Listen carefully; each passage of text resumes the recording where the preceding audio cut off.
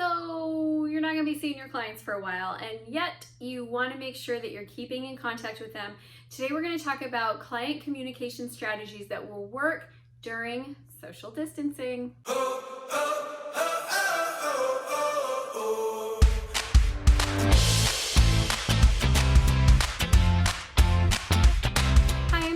I'm a small business strategist, a speaker, and an author, and thank you for stopping by my channel. I know this has been a crazy couple of weeks for entrepreneurs and small business owners, and my goal with this series of content, this is actually the third video in the series on social distancing and transitioning to virtual. My goal is that you're going to be able to get the tips and strategies that you need to keep your business strong and thriving during a stressful time.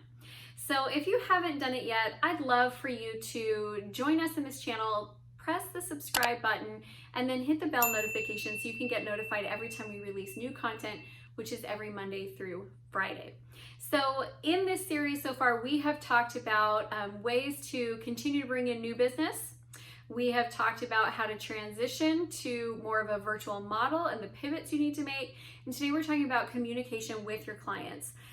This is critical, and I think it's one that's getting a little bit overlooked in the conversation right now because a lot of us are so focused on just keeping the doors open, keeping clients continuing to move through, that we haven't really thought about the people who are worth the most to us, which is our existing customers.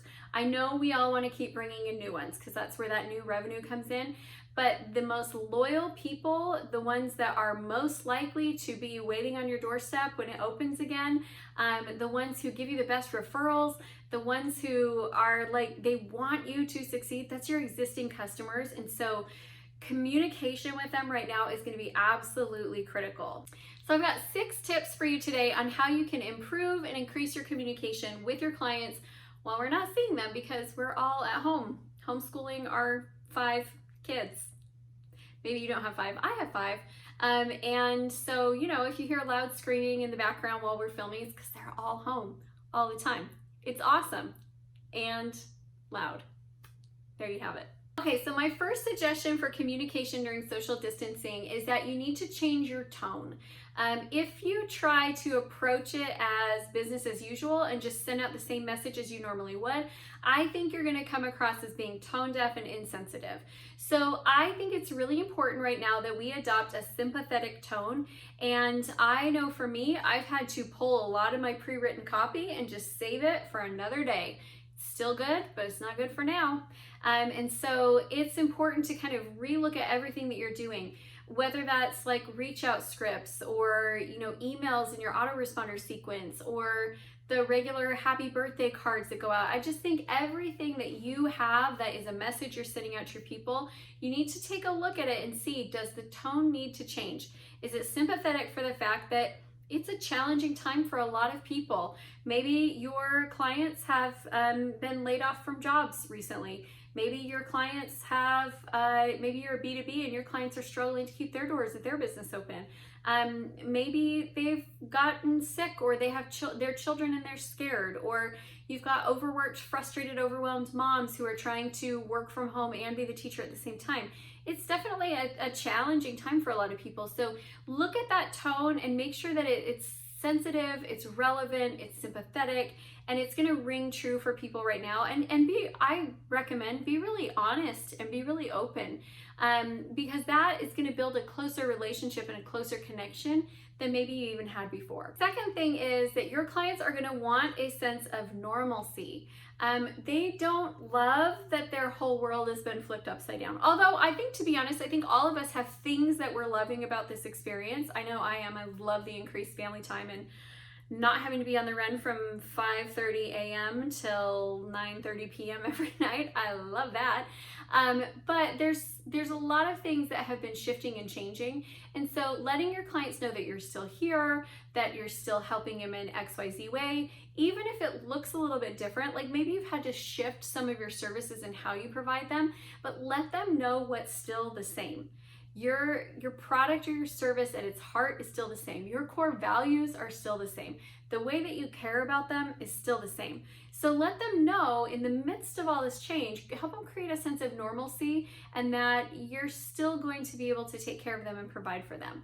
It just might look like a delivery service instead of a dine-in service. Tip number 3, this is a great way to adopt some virtual communication platforms, whether that is Slack or whether that is Zoom or whether that is Marco Polo or whether that is Voxer. There are a lot of different communication platforms besides just email that are much more personal. Really, to be able to actually hear their voices and see their faces is going to help create a much more personal experience with your customers while they're not able to actually come in and interface with you with the same way that they're used to. And that will help to increase the level of service and care that you provide while you're having to keep that 6 feet of distance. All right, number 4 is your virtual communication policies, because with virtual communication options, you do have to put in place some policies. So for example, I use Marco Polo with my clients. All of my clients can Marco Polo me. And without policies, what that turns into is I'm getting messages at 11 o'clock at night and someone's expecting an answer. So you have to put in place the parameters that go along with that. Like send me a Marco, and I'll tell you what mine is. Mine is you can send me as many Marco Polos as you want in a day. I will watch them at one time and I will provide you with one answer. And I'm not going to be beholden to my phone all the time that I've always got to check. So I check when it works for me and I answer those, and I answer them within 24 hours. If you have multiple people on your team that are communicating virtually, you're going to need to figure out what you want that to look like as well, so that you can maybe monitor those conversations. So you might want your people using Slack where you can get in and you can see all of that chat going back and forth so that you can monitor it and make sure that there's good quality checks in place. It's really up to you, but I do want you to spend some time before you turn everybody loose on virtual communication to really think about what's the game plan, what are the parameters, and how are we going to make sure that this works really well for us. The 5th thing that I want you to look at is your content creation. So this is your one-to-many conversations.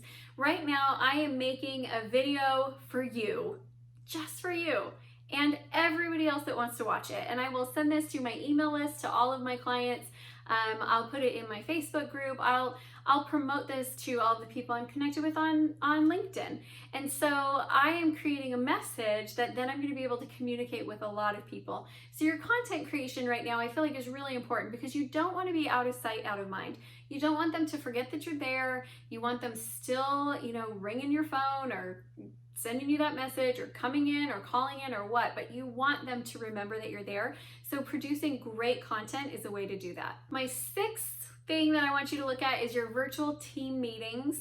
The reason for this is because I want you to, if you've got a team, I don't want your team to come back disjointed and disconnected, and I don't want you guys to be inefficient. So where you're not working together, it's more important than ever that you have virtual communication, virtual meetings, so that you can all be on the same page. If you haven't been using something like Slack or Marco Polo or Voxer for your team to communicate, you probably need to start doing something like that right now. Weekly Zoom meetings is going to be a great way. And this will also help you to direct the message that then goes out to everybody. Because if you've got a team, you're probably not the one managing the social media. You're probably not the one doing all the copywriting. There's probably a lot of things going out that aren't necessarily written and created by you. And if you want to make sure that the narrative is across the board all the same, you got to control that by having successful meetings.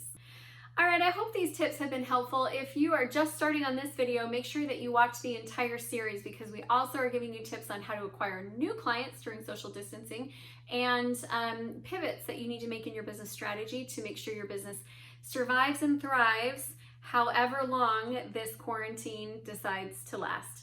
So if this was helpful for you, I would love for you to leave me a comment, hit that like button, share this with other people in your network, and if you'd like to join my network, please come over to our private group. It's a great place to ask questions. It's a great place to get connected with other like-minded entrepreneurs. It's called the CEO Spot on Facebook, and I would love to see you over there. Thanks, everyone.